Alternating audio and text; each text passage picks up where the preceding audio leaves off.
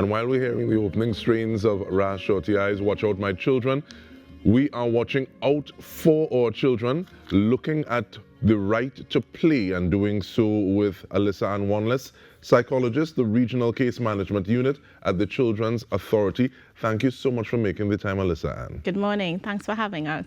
Yeah, morning and truth, boy. But a lot of times when we hear conversations about children and vacation period, we talk about keeping them safe, making sure that this happening, making sure that happening.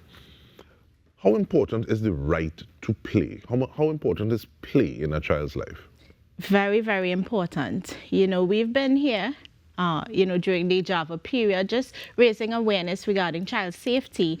And that comes from the UN Convention of the Rights for a Child. You know, the right to be safe from harm and abuse, the right to an education, health care, to a name, a nationality, and the right to play, the right to rest, the right for leisure. And that is really critical because play helps children grow.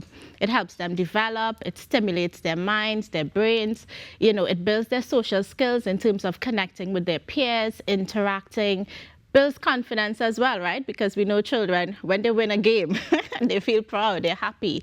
And it's so critical to engage them because that's how they explore their world and that's how they learn and develop. So it's really, really important to have parents plan for play during this vacation period. We know that during the school term, children were very structured, lots of routine, you know, doing school assignments, extracurricular activities. But during this vacation period, we want to ensure that parents take time to play with their children, ensure that they engage with them, connect with them, because that's really foundational to their overall well-being.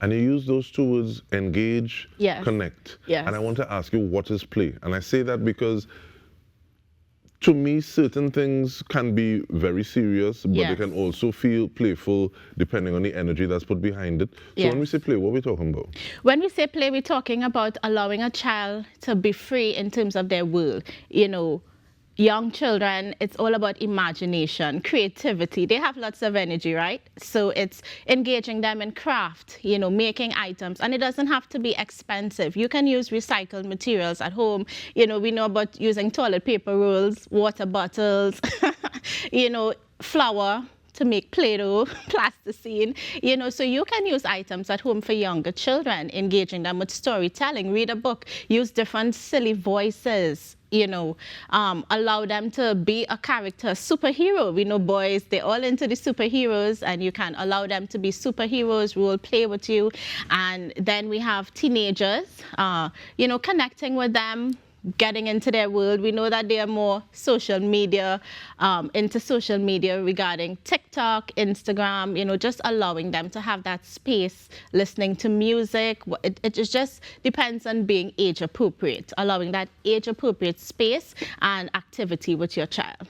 And one of the things that came to my mind is even something like making breakfast. And I say that because love my father, God bless him. Them sandwiches, when they reach, that and Crick's biscuit used to be fighting for dryness. Right. But even if you have like the ingredients and you're there engaging with the child and allowing them to put what it is they want in the sandwich, because many times when traffic on the road, you don't have time for all of that. So you're just making it and then organizing, as opposed to letting them have that level of freedom, that level of creativity. And to me, what I've also found is like that, they could eat the food because they had a hand in it, literally. Correct. Yeah, and they feel empowered. You know, I contributed to this. You know, they feel proud of themselves. But looking at the, I liked that many of the examples you gave, they didn't seem to be the most expensive things. Yes. Because I think sometimes when people think play, yes, but play during Java season, that means I have to send them camp. Right. And camp is money. Correct. And I have that. Yes. Because I'm thinking about going back to school and the books that you need as well. Speak to the person who thinks that, okay, well, play too expensive for you. I want to encourage parents and caregivers. Children value your time and attention more than anything else. That is what they crave, that love, that acceptance, that attention. And just be intentional with them. You know, you don't need a big budget to have meaningful fun. Playing hide and seek in the home, you know, you don't need anything for that. You know, you can write different things and have them choose one and act it out for you, charades. And it's all about connecting with your child. When you take the time, when we as parents take the time to play with our children, it's sending a message, I love you. It's okay to have fun. I'm not just a strict parent with lots of rules during school time, but I enjoy spending time with you. Laughing, sharing a joke together, those things are free. Laughter is so good for the soul. It's good medicine, and it connects as well. It helps children to connect because they feel safe, they feel valued, and we know that when those emotions are triggered, we know about dopamine, right? That feel-good chemical in the brain. So play is also brain work because that dopamine is released, and it's linked to motivation, it's linked to reward and pleasure. And of course, oxytocin, which is the bonding hormone. So children, when they play with their parents, they feel that bond, they feel that connection, they build trust, they build safety. So it's more than just having fun. It's actually brain work, and it's essential for a child's development. So parents, be encouraged. You don't need a big budget. You just need to be intentional with spending time with your child this Java season. And that level of intentionality, I hear you talking about linkages, bonds, Correct. connections. Correct. Do you ever come across individuals who are kind of afraid to show those bonds because that's real childish? Well, sometimes we feel as adults, right, that we need to be serious to be grown up. But we all have an inner child, right? We were all children at once. And it's important as adults to sometimes relax, unwind.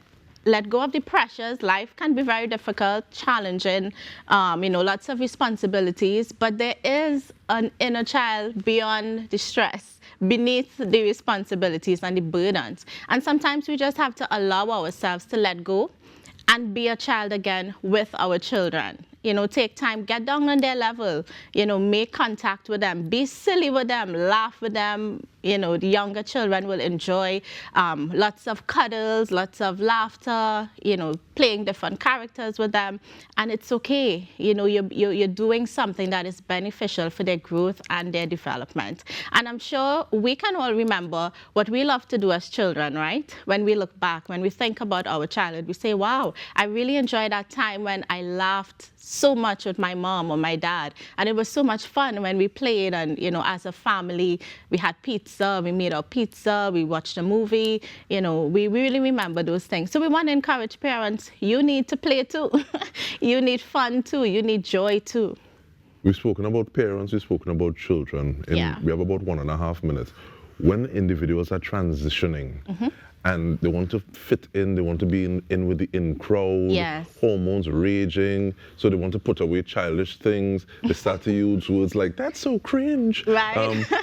How do you save or preserve that inner child during that period of transition? Yeah, especially for teenagers, because, it's a difficult period between childhood and adulthood. They're trying to discover themselves, who they are, where do they fit in society, find their own identity. And it's important as parents to know it's okay. They're going through their own challenges, hormonal changes as well.